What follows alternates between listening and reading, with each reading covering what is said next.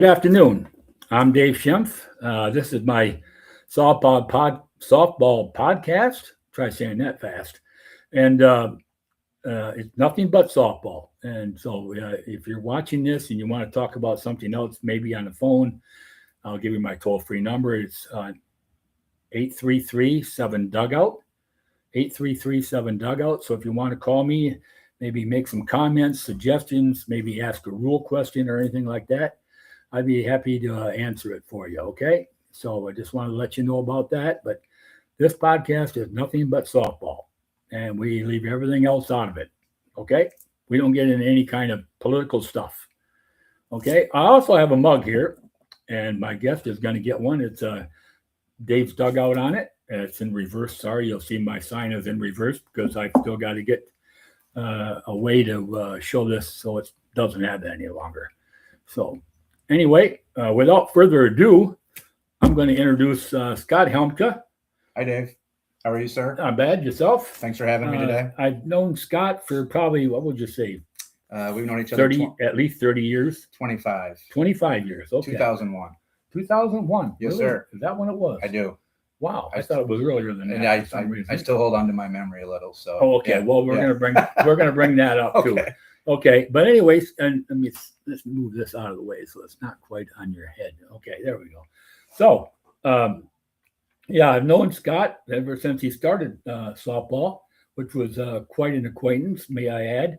And he has moved up to softball ranks unbelievably. Okay, so I'm going to let him tell those stories as I ask him some questions pertinent to that. And but I do want to mention one. Well, let me see if Scott remembers, but I'll let him talk about that later on. But I'll let Scott tell a little bit about himself.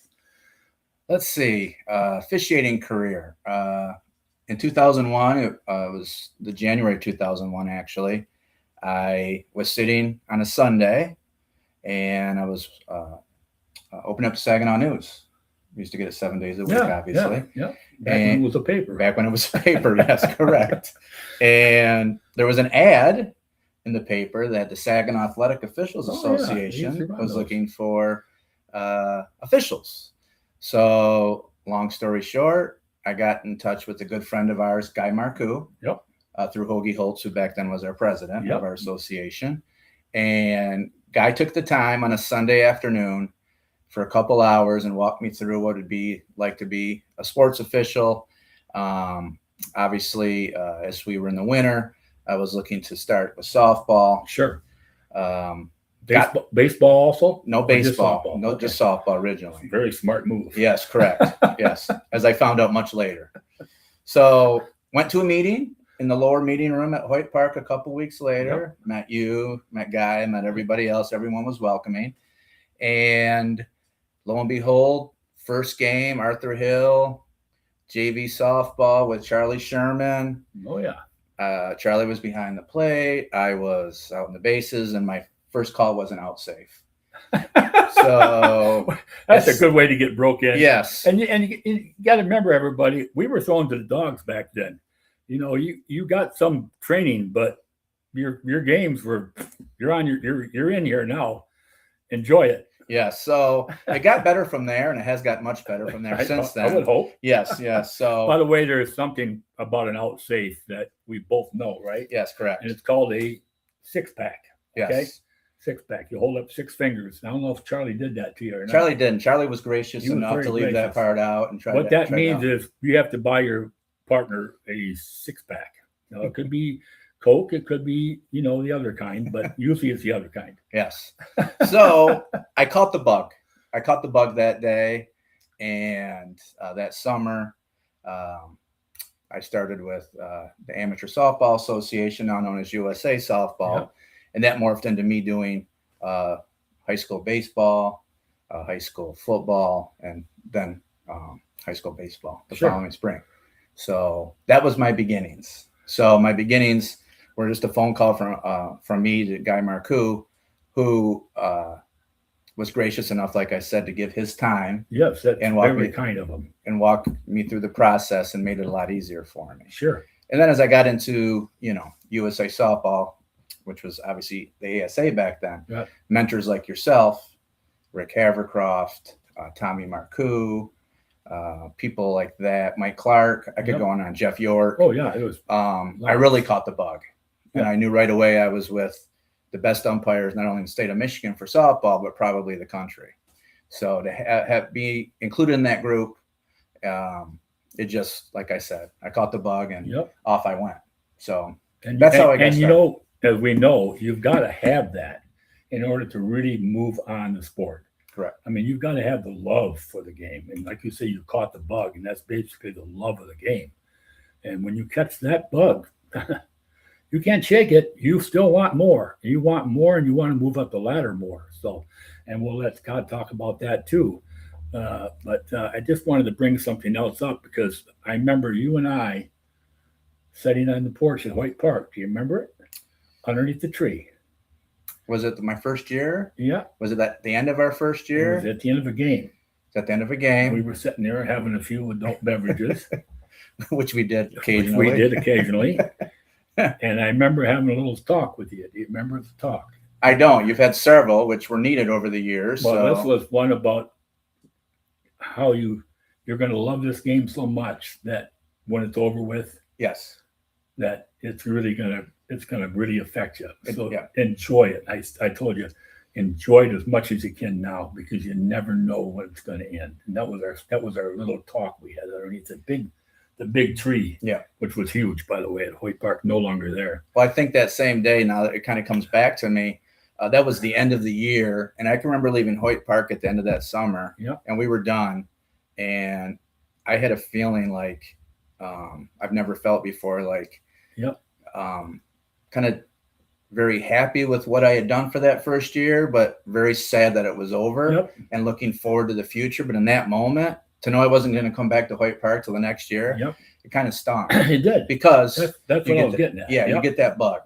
And whether it's on the lower porch, underneath the tree, who you work with, the laughs, the couple 3 beers we had, it just it gets in your blood. Yep. And I'll tell you what, there's no venue quite like White Park. Now, there's some venues around the state, as we know, Petoskey and Port Huron, but there's nothing like White Park in the Hills. So there was many times, and I remember we had LeGros. He was running the park then, and the lights were on like 3 o'clock in the morning, and the cops would drive through, wondering why their lights were still on. So yes, there was a few nights like that. It's memorable. But anyway, not wanting to dwell on that too much longer. What I wanted to ask you was, you already talked about how you got started. Yes, sir. And now I want to ask you about the certain levels you had at that point in your life before you ever got into college softball. In terms of levels of, yes, like did you did men's fast pitch or not? I did do some men's fast pitch for a couple 3 years. Yes, and did men's modified. Yes, and we had women's modified. We did. I did that as well in Franklin. Yep. Yeah, we had that. Yes, everything but slow pitch. Everything but slow pitch. Now Yes. you see, Doc Hall, myself, we did some slow pitch. And, Okay. And we had fun with that. Yeah. So, but it was after a fast while, pitch and modified. It wasn't too much fun anymore. Yeah. Yeah. You got to have all the aspects. Now, people who do slow pitch, don't get me wrong, I love that game too. And I think it takes a special person to do slow pitch, not because of it's slow, but because there's a lot more mechanics involved that are different than some other mechanics. Okay. Yeah. So anyway, so you did those levels. And then when did you decide that you wanted to get into college ball? Well, again, I was fortunate enough to have the right people that think I did a decent job as a new umpire. So it was the following year. And at that point, Rick Havercroft was the assigner for the Michigan Community College Athletic Association as their assigner for college softball. And Rick threw me some opportunities with yourself and others. And I kind of caught that bug too. Sure. And it was a few extra dollars as well. Yep. And from there, it kind of took off because Rick back then as well, before the GLIAC had a supervisor of officials for softball umpires, Rick got umpires for like Saginaw Valley, Northwood, and he also was the Mid-American Conference supervisor of umpires. So, and it just so happened we all lived in the same town. Yep. and And with some of the best umpires in the world. In the world. That's the no world. lie either. I mean, we could have put on a national with just umpires from Saginaw if we wanted to. Yeah. So Rick gave me these opportunities. Didn't screw up too bad. Working with the right people, and I'll never forget it. Went up the ranks. D3, D2. Yep. And he got a hold of me on a Thursday. This would have been 2005. And he said, I need an umpire to do the plate at Miami, Ohio on a Saturday, one game, Sweet. and then drive over to Ohio U about 3 hours to the east and do the plate again on a Sunday.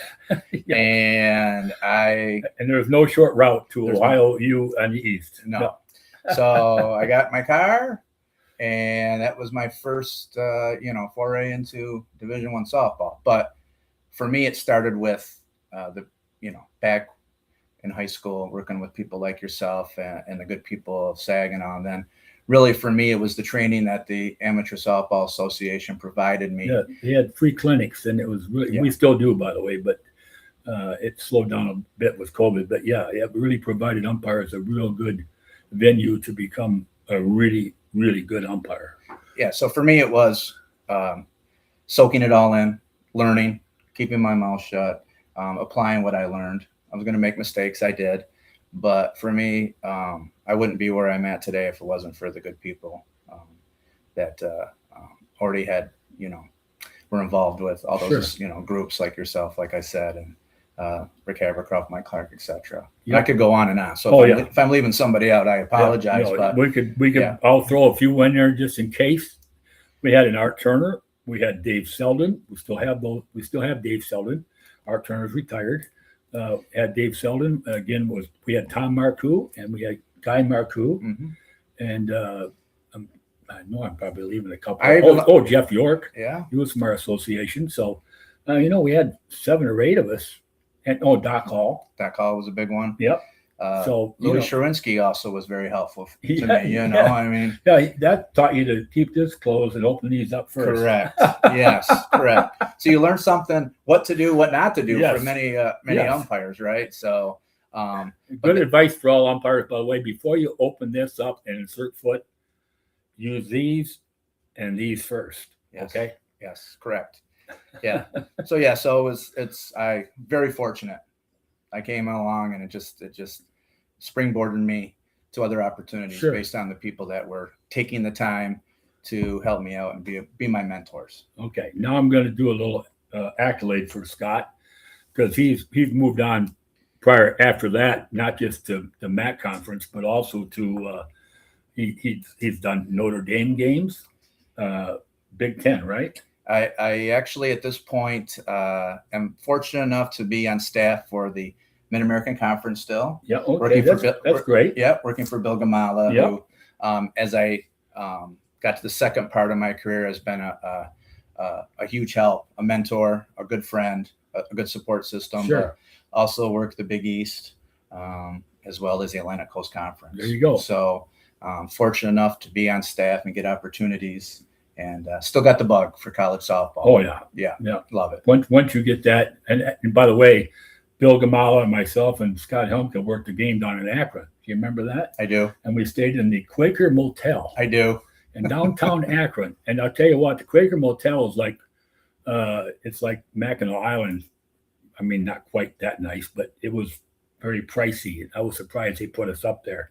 All the rooms around, because it's an old silo.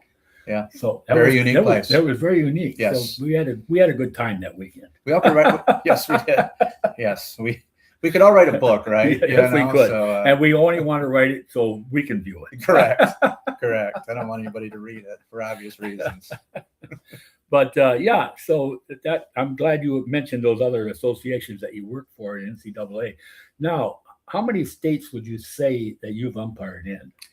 Wow, great question. Off the top of my head, I think I've been lucky enough probably to umpire in probably 15 or 16 states. I don't doubt it. There's been other opportunities and others that maybe just didn't work into my schedule, et cetera. But I've seen some really great places and visited some nice places that I would not have had that opportunity. Exactly. Umpiring has opened that up. Yep. That's another thing that umpire has done. I've umpired in 11 different states.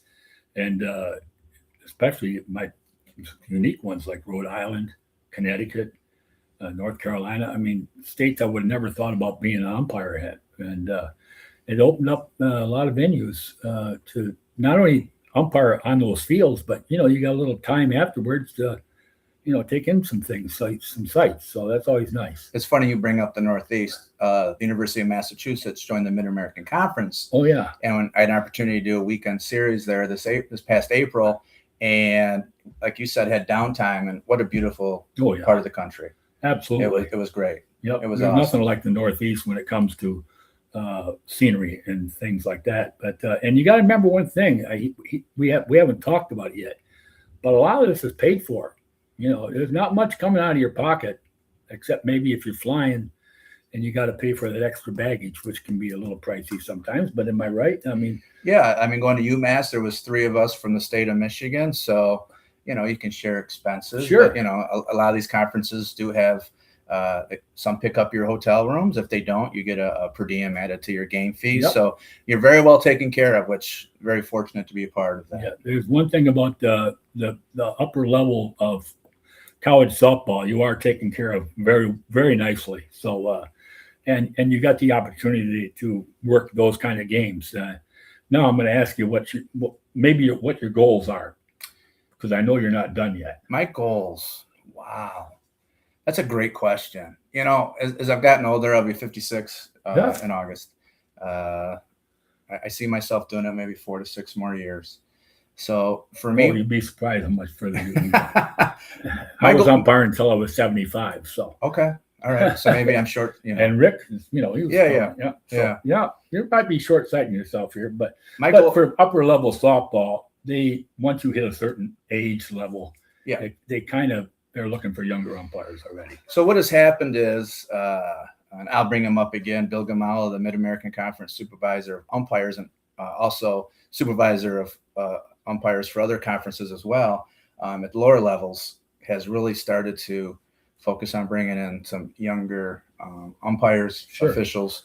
And I've had the opportunity to work with many of them the last couple of years. So my goals are simple. So now you're mentoring. Correct. So what you helped me with, it's time for me to give back. Sure. So 2 things for me is be a great crewmate and support this younger generation and help them, whatever their goals might be, short-term, long-term, tell them, live in the moment, be happy where you're at, but yet, obviously have a checklist. Yeah. You're here. Set goals by goals. all means, and strive to reach those goals and strive to be the best.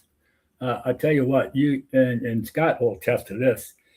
You can spot usually a Michigan umpire on the field over some other states. Am I correct? 100%. Yeah, and that's just the way it is.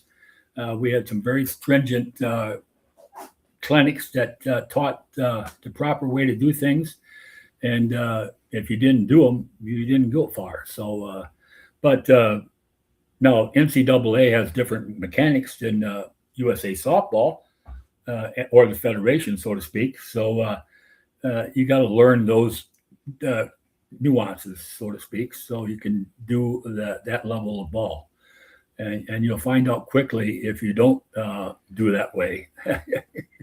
You'll either find out from maybe the coach or your assigner or maybe your partners. So you wanna make sure you've got all that in line before you even want to step on that field. Okay. Correct. Am I right? Yep. 100%. And so now we've touched on that. And now I'm going to ask you if you got any favorite stories. You've got to have a couple. Oh, or even some funny ones. They don't have to be favorite. They can be funny also. But well, I would say I'll go back to my first year umpiring, and you were there. Okay. It was a state tournament. I got it wrote down. Do you really? Yes. I'm sure you're gonna talk about. It's on the same wavelength. Yeah. Talking about a certain illegal pitch. A certain catcher. Yes. See, I got it right down there. Yeah. Oh, okay.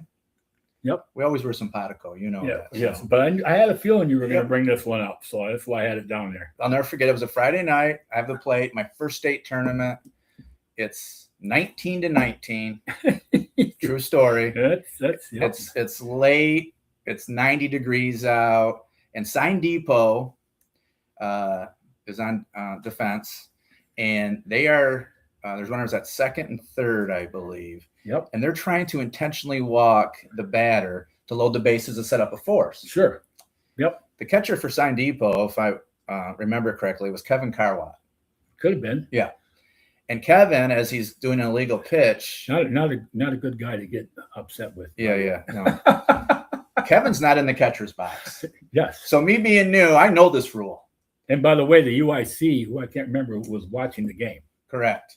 I can't remember who it is either. But go ahead. So I think it was Ted Germain.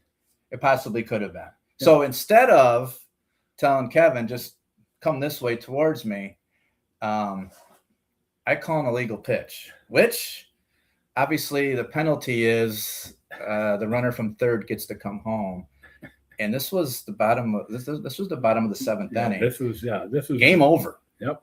Game over. And I'm thinking, man, I made the right call at the right time.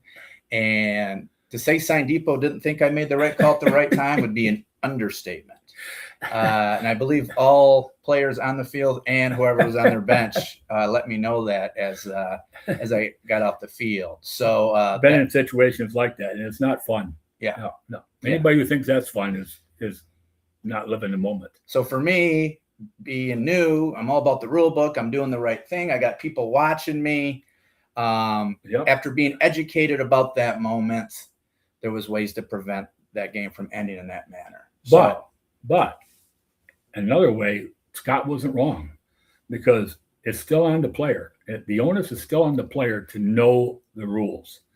And that's one of the few times an illegal pitch is basically called on the catcher, even though it's a pitch. But you got to be in the box in order to receive that pitch.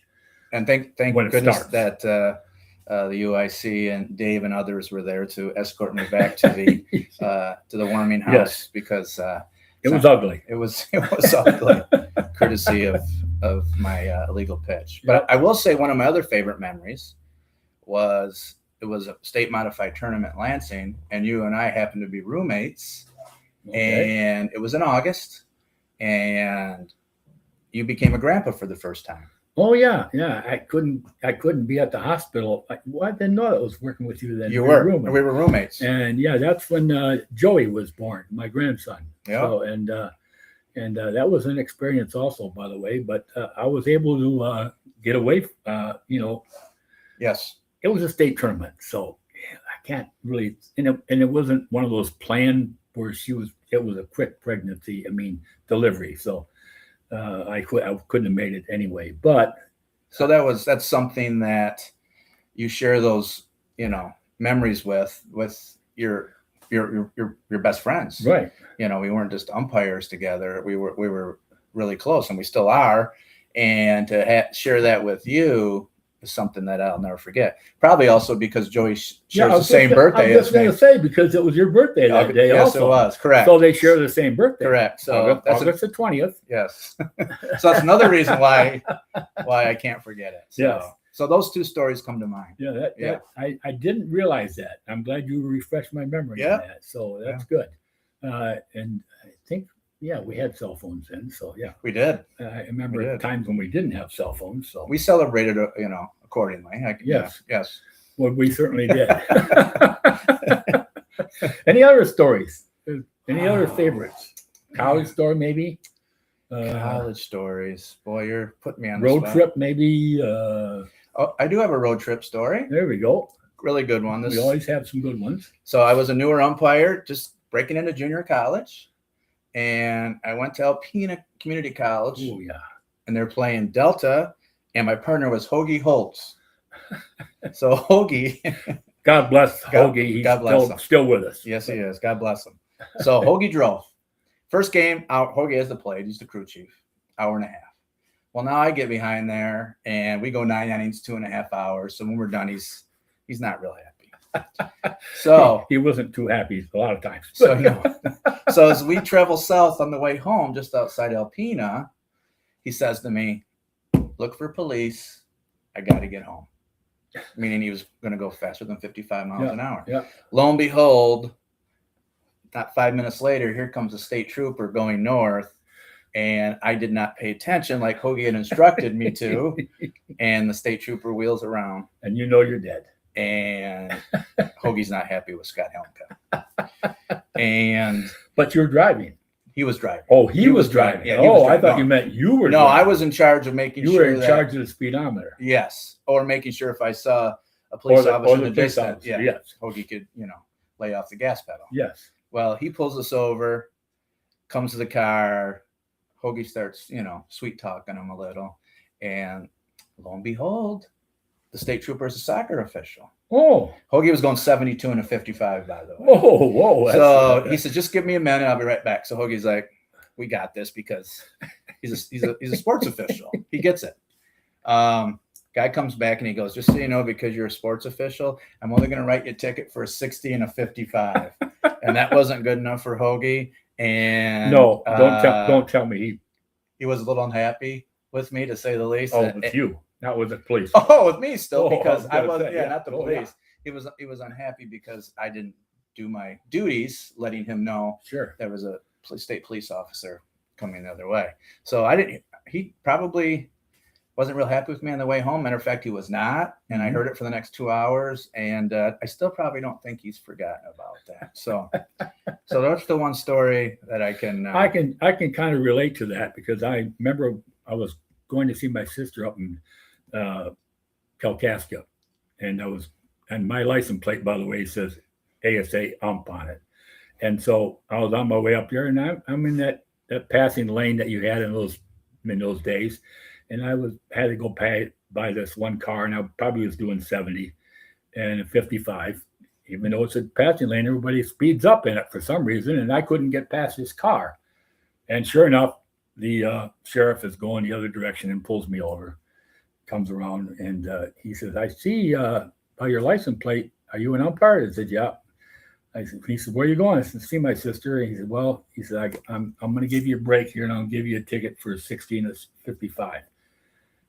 He says, "Okay." And he says, "By the way, don't think for a minute that you can go in front of the judge and say, I was only doing 5 over, because I'm going to be there." So I said, "Oops, okay, I guess I'm going to pay for this ticket." Yeah. I'm not going to argue it. So that was my experience. Yeah. That was Those things happen. They do. I doubt if there's ever an official that hasn't had a ticket for speeding that was around for a long time, because I think it's happened to everybody. Yes. So that's my Hoagie Holt story. That's a good one. Yep. So we've got a few of those, but we won't bury Hoagie under the bus. We love Hoagie. We love Hoagie. So anyway, a couple more things here. You said that was a road trip. That was a good road trip story. Yes. What do you say to the new umpires that could be watching this, that are thinking about getting into the game? What do they need, for instance, besides just wanting to do it? Because you're not going to get rich at this. This is not your livelihood. Okay. I guess I would say to anybody interested in officiating is, if you're going to do it right. Dip your toe in the deep end. Immerse yourself in training. Immerse yourself. I mean, that includes in person. That includes getting into the rule book, mechanics manual, case book. Get yourself a mentor. Yep. Get somebody who has been there and was a brand new official and can help you along the way. Because I think newer officials these days don't ask questions because they think it's a dumb question. And there's no such thing as dumb questions, Nope. Especially when you're doing something new, in this case, officiating. So if you're going to officiate, dive all the way in. Yep. And get yourself a mentor. I think it's huge. Being a basketball assigner, if we can hold on to officials for 3 years. That's right. He's a basketball signer also. If we can hold on to them for 3 years, our data shows we'll have them for at least 10. Yep. That first 3 years is crucial. And that includes the mentorship, the guidance, the training, putting them with the right people. Right. Sure. And that's my suggestion is, if you're going to do it right, get a mentor. Yep. And now we'll talk about the uniform also. Yes. And that is, get the proper uniform. Okay. In the old days, we used to have a post office shirt, we call them. Okay.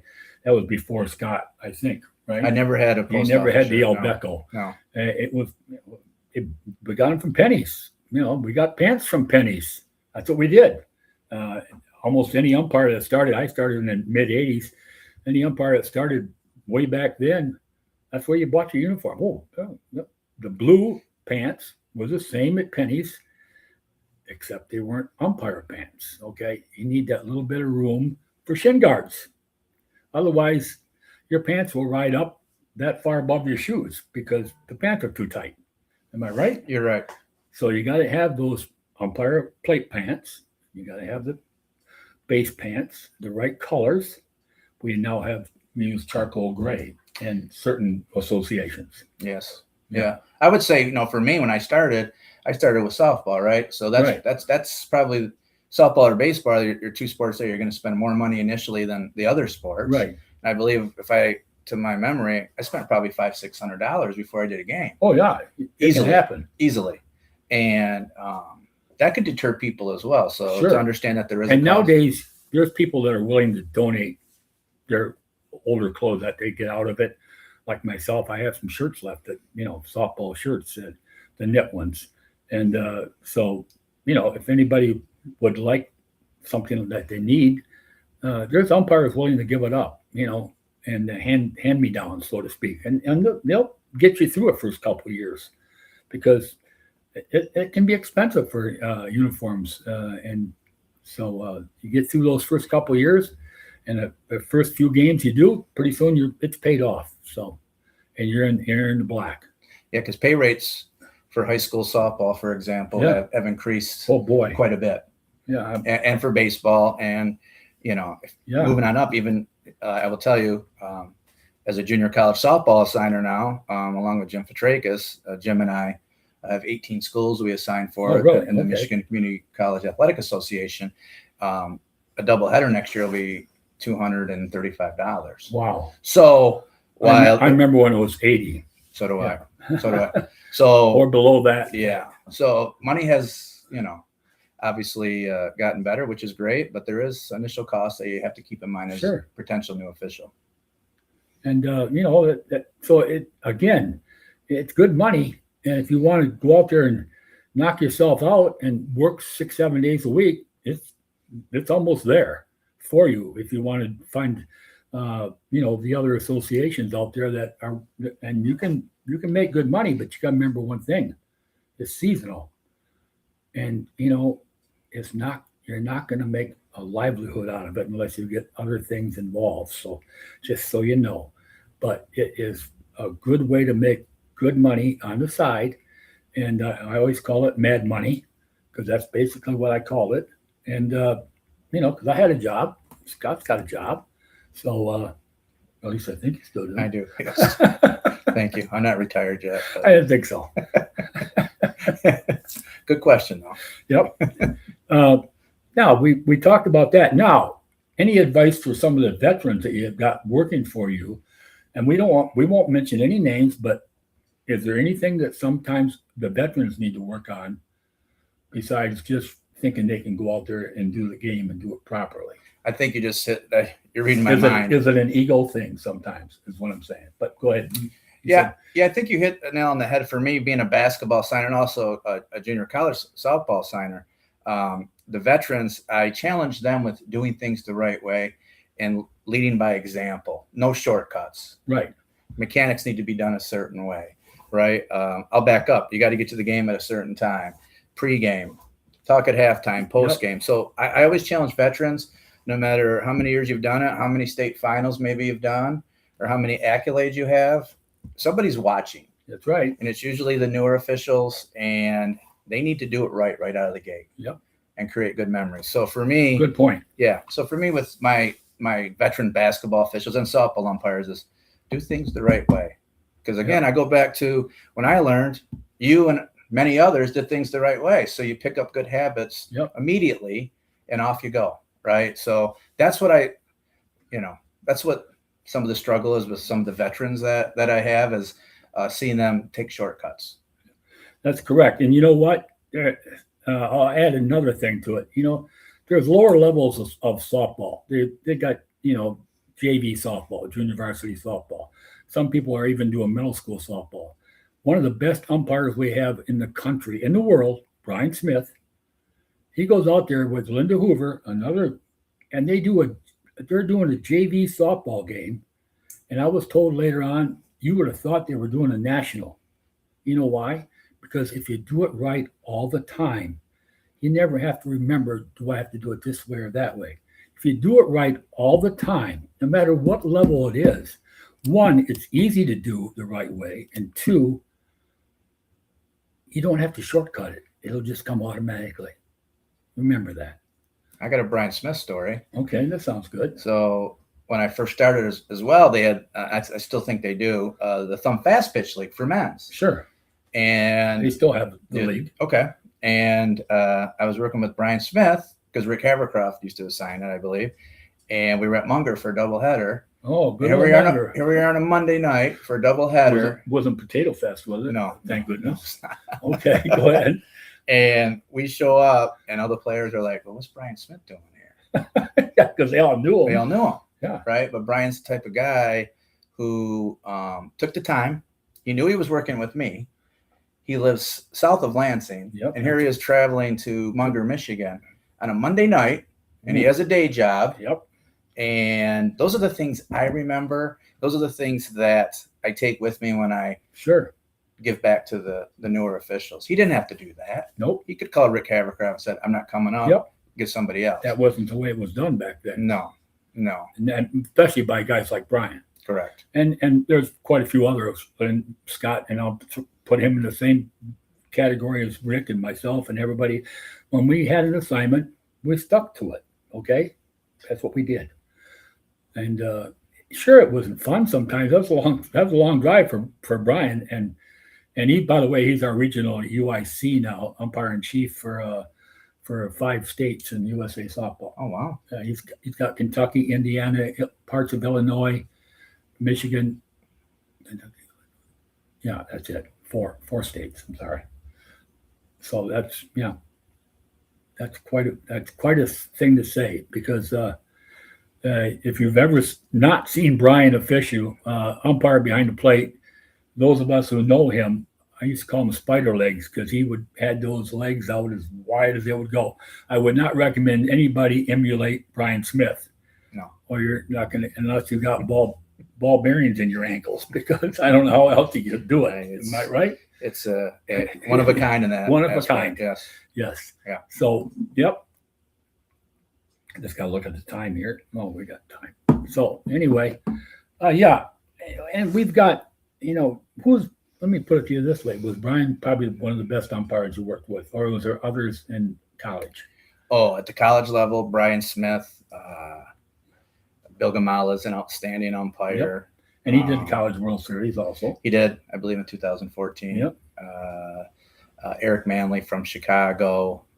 I go back to the Saginaw connection. Yeah. Oh, yeah, it's easy to do. Yeah. Rick Havercroft. Yep. One of the best in the world. He did New Zealand World Tournament. Dave Selvin.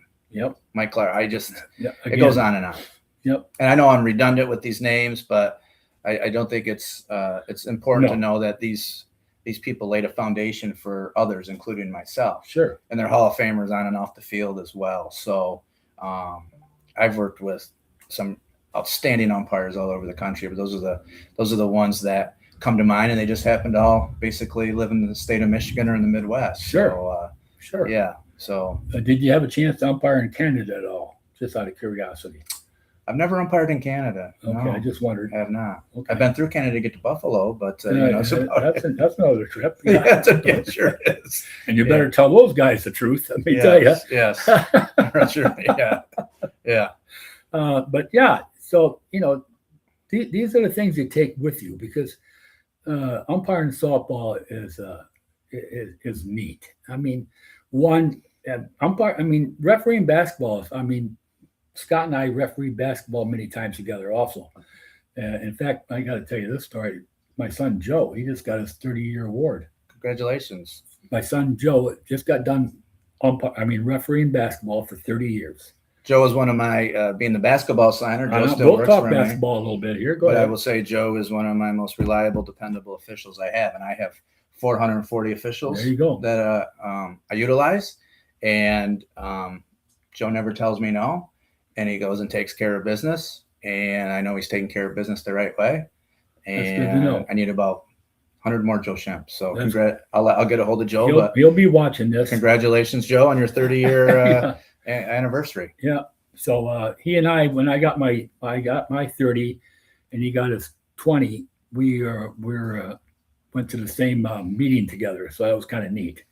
It was a special time for me, and it's special for me to Joe only does basketball, so it's special for me to umpire with my son. I mean, referee with my son many times. So those are special moments in your heart that they don't go away. Okay. Creating memories. Yep. As we Sure call does. it. Yeah. Yep. So, and it was great working with this guy. I'll tell you. One thing about work I'm going to bring this up because we didn't touch on it, and that is when you're working with the really good officials, umpires, and we're going to talk softball again, umpires. You don't have to worry where they're at. You don't have to worry what they're going to do. You don't have to worry whose call is it. First of all, you go through a pregame if you haven't worked with somebody before. And a pregame is, okay, and one of the big things is who's going to cover third, right? Correct. Who's going to cover third on the throwback? Now you're saying, what's a throwback? Okay, let's say we got runners on first and second. Now you got the umpire behind the shortstop working there and a two-man system. Ball gets hit to the shortstop throws it to first. Got an out at first. Now we got the runner going from second to third. Who's got that call? The home plate umpire's got that call because the base umpire has still other responsibilities. He's got to pay attention to that throw at first one. Could be a pulled foot, could be a swipe tag. It could be a banger over there where he's got a really close call. And now we got a runner going to third. He can't worry about that runner. That's the home plate umpire's call. Okay? Remember that. And that's one of the things you talk about in a pregame. That's one of the most important things. And you talk about coverage in case the umpire chases. And you can bring up a few more things if you want. What would you do in a pregame, so to speak? Well, yeah, a pregame is all-encompassing, as you noticed. You bring up certain plays as you have. We're going to talk about what we're going to do when we get out there. Do we have to check bats? Pregame conference. We'll also talk about in a pregame tendencies for both teams. Have you had this team? Yes, they do this. They do this. Yeah, sure. Know. In softball, a lot of it would be, do we have a team on offense that puts pressure on the defense? If they get on base, are they trying to steal? No, got to look for maybe leaving early, those type things. So any scouting report we have previous to game time that we can share with our partners is huge, along with all, going through certain mechanics. Maybe we have to review some rules as well. Always have to do that. There's certain nuances that you need to cover. Even if you're working with a veteran umpire, there might be something you still want to say. I mean, I think as many times as I worked with a veteran umpire, we always talked about the throw to third. And sometimes we would say, I'm going to call you off and I'll take that call over there. Okay. That's when you're not supposed to say you're going to call them off ahead of time, but just put that in the head that if I call you off, it's my call. Okay. And that's just to help out that umpire, just in case something happens. All right. We also talk about coaches. Coaches too. To be 100% honest, do we have coaches that are a little more intense than others? Yep. Are we going to have to manage that potentially during the game? And how does that look? Sure. Right. So that is part of softball. Yeah, absolutely. If we had Rick here, he could tell a story about Carol Hutch, but I won't talk about it. I'll let Rick do it if he wants to. Okay. But there was a very intense coach with Carol Hutch. Okay. Anybody who's had her, yes, we know. So Carol, she's a Hall of Famer. But she's a Hall of Famer. And yes. I think at one time, maybe she still does, but I think at one time she had the most wins by college coach. I believe she still does. Okay. Yes. I wouldn't be a bit surprised. No. And legendary. And when you think about it, in Michigan, to have that many wins up here in the north, because all your national championships don't come from up here, just one. Okay. Yes. But that's intensity, and you got to know about these things. It doesn't hurt if you're working with somebody who never worked with that coach or a coach to let them know. It can get intense at times. I'll have your back. I'll got your six, as they say. Okay. And that's true. You better have your partner's back when things get intense. Okay. Especially, You need- I'm sorry to interrupt. Go but ahead. To your point, especially when we're working with a newer umpire, Yep. and sometimes we have coaches who understand this umpire's new, so maybe they think they're going to challenge that newer umpire. Yep. But as a veteran umpire, I think it's our place to stop that, right? Absolutely. And to make sure that we protect our partner in that case. Yep. As they learn and develop, that's something that we can do to help and facilitate their development. And here's another thing. Now, maybe your partner was wrong. I'm not going to say they're always right, but there's a time for that to tell your partner you did that wrong or you did something wrong. You wait till after the game when you go back to your cars. Okay. At the game on the game, you don't let somebody bury your partner. Don't let it happen. Yes, you got to stick up for your partner, and it might hurt, and it might put you under the gun too. But that's just the way it is. Am I right? Correct. There's 3 teams, and we're the best team. That's right. And there's only one team out there. Believe it. That coach might come out there and he might know you forever. And and then all of a sudden something happens, and guess what? He's no longer your friend, or she is no longer your friend. Okay, that can happen, and it will happen. So just something to be acknowledged about. So, and that's what we talked pregame again. Now we have a postgame also, and that's when we talk about what could we have done differently, maybe, right? Correct. That's when you sit down and you say, okay, we had this play, and it was kind of a screwy play, not screwed up, but screwy. And so you want to talk about that. What could we have done better, maybe? What could we have done to maybe alleviate a problem that we encountered? Okay, so those things you do in the post game, and that can happen on the way home if you're riding together. That's a good time for that too. So I would add for post game, it's not a time to berate. It's a time to support each other. And for me personally, if I'm a crew chief and I come in and we start talking about post game, if there's something that I know I could have done better, I think it's always better to highlight something that you think you can improve on. And it also include your partners. It should be if you're using 2 umpires or 3, everyone should be part of the post game. But as a crew chief, you lead it off, and I think it's important to, there's something you individually on the field could have done better. Communicate that to your crew. If it's the middle of a 3-game conference series, we're going to do it better next time we're on the field. We're not going to make this mistake, but right. We're just not there. We're there to support each other and help each other. You're there to uplift, and you do it politely.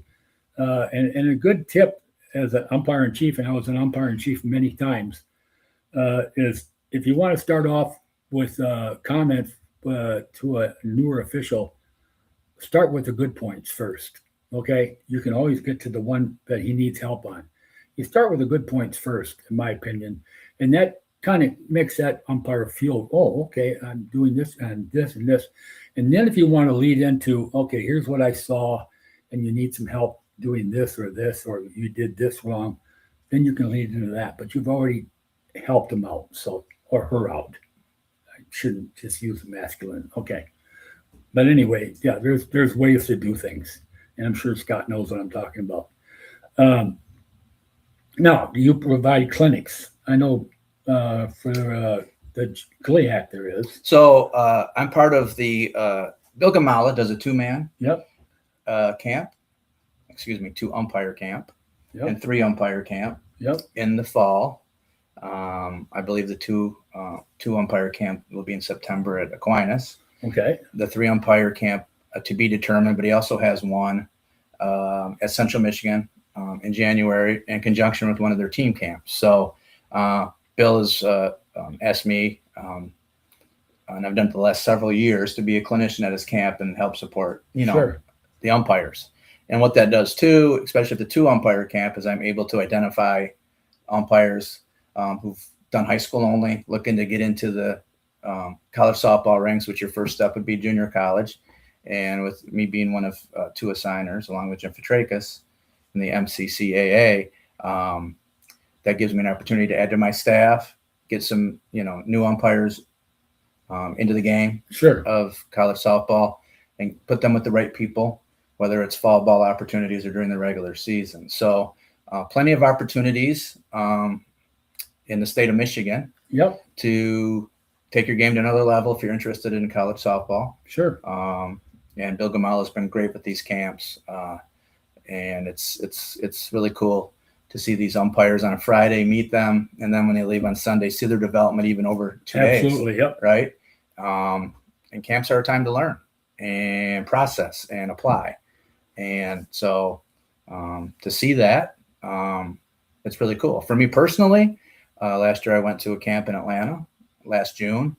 That was a Craig Hyde camp. Craig's Division I college softball umpire, used to be the NCAA softball supervisor of umpires for the whole country. So for me, even as I'm on the back end of it, it's important. You never can stop learning, right? Yep. So plenty of opportunities to learn and get into the game, and it's also networking. Don't forget that. It's now you're being seen by somebody who's going to assign her, who maybe have lots of conferences, and so you're being seen. So those clinics are important. Yes, correct. So, but here locally, what I mean by that, state of Michigan, plenty of opportunities to make that move up. Yep. And for you umpires out there that are watching this, maybe you only have a couple of years under your belt and you're already thinking about getting into college ball. There's nothing wrong with that, as long as you do things properly and correctly, and a good level. And we've got umpires that think they can jump right into D1 softball. You work your way into it. There's very, very few umpires that can jump right into D1 softball. You work your way into it. And junior college, we call it JUCO, junior college softball, and then Division III, and so on and so forth. You work your way up, and then people see you, and before long, you're saying, hey, like what happened to Scott when Rick saw him work. Next thing you know, he was doing, in 4 years, he was in the MAC conference doing D1 softball. So that's how things can happen, okay? It was a little tougher when I was doing it because we didn't have that many conferences to do this in. So it took a while to get into certain ways, but I got there and I was very pleased. But those are what you got to think about. That don't let an ego get in your way thinking, oh, I can handle that. Oh, you can handle it until the dog chews you out. Okay. And I mean a coach maybe, and then all of a sudden you lose it. So it's meaningful that you use the step ladder. And if you're fortunate enough and good enough and you can jump right into it early on in your career, so be it, but do it correctly. Anyway, we talked about a lot of things here, and I think we had a great interview here, and I'm really pleased that Scott got a hold of me and wanted to be on here. And I was looking for people to come on. I've got a few lined up, but I said, man, this is perfect opportunity, especially when I found out he was an assigner. So I want everybody to enjoy this interview. You can watch it on Facebook or YouTube later on, or TikTok, or I'm trying to think, X. But it's usually YouTube and Facebook is the best. And there's another Dave's Dugout out there. I always have to mention this. And he's from California, and he has the same moniker. So if you type in my name, Dave Schimpf, you'll find it that way. Or if you type in Dave's Dugout, but you look for me on there, you'll find it that way. So you can view these.